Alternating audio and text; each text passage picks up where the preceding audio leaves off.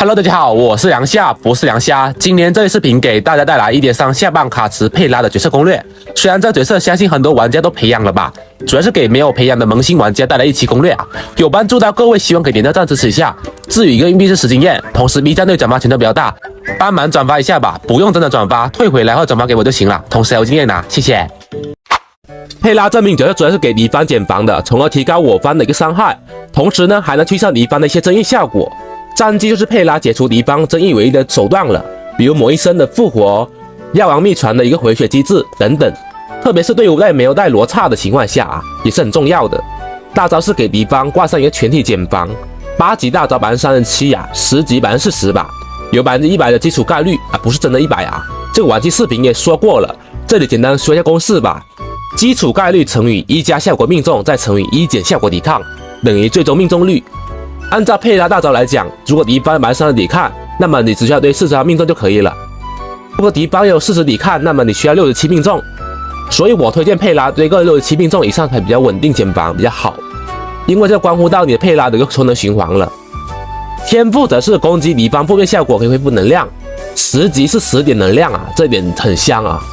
可以吃到充能神的加成。额外能力上，除了这个给全队命中可以点，另外2个属于给佩拉提高伤害的可以不点。毕竟佩拉主要还是以辅助为主嘛，更多是为了生存。分叉方面可以把命中给点了解锁就可以了。佩拉技能只需要把天赋和大招升级就可以了，大概点个8、9级就行了哦。秘技这个名字很形象了，先发日人，开局可以进行一个20%的减防，2个回合，可以让开局角色输出得到一个爆发，含金量很高的一个秘技了。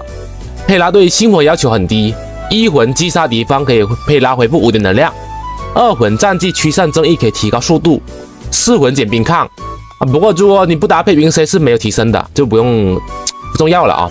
5魂大招天赋对佩拉提升还可以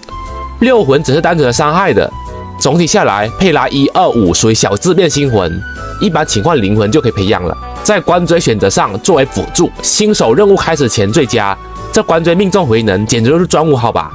命中给佩拉不用专门去堆命中的衣服了，从而可以带生命防御的衣服提高生存。同时在关追在回能上可以让佩拉平 A 2次回绑大招情况下，但是需要保证大招期间敌方有减防或者负面效果。为什么要2个平 A 开大呢？第一点，可以更加频繁的给敌方打出伤害以及破盾效果。第二点，如果一直平 A 长点特别多，可以让我队伍角色战绩点发挥到极致。不过这关追去活动关追啊，目前属于绝榜状态了。如果没有这关追，可以携带高叠音的减防关追，不过需要高叠音啊，低叠音不好用，需要100多命中才稳定，触发太不稳定了。不过就像猎物了，如果有高精的猎物视线，命中非常不错啊，因为这关追你可以带生命的衣服了。这2个关追选择上，得看你生存足不足够，以及有没有高叠音的选择就可以了。在仪器选择方面，外圈试验套选择闪电就可以了，目前没有比较适合的套装吧，内圈选择仙舟套或者2龙骨都可以，看你哪个词条好带哪个。然后闪电的外圈，我一般推荐就是你副词条哪个生命有防御速度和命中这4个词条为主优先就可以啊，不用说搞什么套装的。如果你实在搞套装，你可以试铁位也是可以的。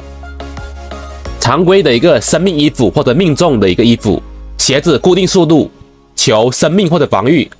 防御推荐至少的1000以上，如果防御太低，你就选择防御球就可以了。绳子就充能神啊，基本上我就4000多血1000防御，135的速度，算一个小毕业吧，你们也可以参考一下，很简单的吧。在配对方面上选择非常多啊，是一个非常万金油的角色。从目前角色来说，也就搭配卡夫卡比较少了，因为卡夫卡一般都是挺于艾斯拉的组合嘛。其他的刃、警员、希尔、影月、克拉拉均是不错的选择。个人觉得佩拉最好用的地方就是能够全程平 A 长点，在队伍当中非常好用，而且是黑丝的，性价比很高，对于资源要求也很低，技能只需要随便点个几级过渡，仪器闪电生存即可啊。星魂总体没有什么硬性要求，不管是萌新还是老萌新，强烈推荐培养1名，特别是影月队伍里面啊，那影月的战力点要求不是很高吗？然后你全程平 A， 那么你的战力点很足够，以及真的配对追加伤害属于全体的嘛，那么佩拉全体减防带来的收益就比较高。不知道各位看到这里打不打算培养呢？相信各位都满命了嘛，这个佩拉这么久了，复刻好几次了哦，有什么想法欢迎在评论区一起讨论啊，有帮助到各位希望可以点赞或者转发给你有需要的朋友啊。后续更新更多铁道攻略啊。那么我是梁夏，我们下期视频再见，拜拜。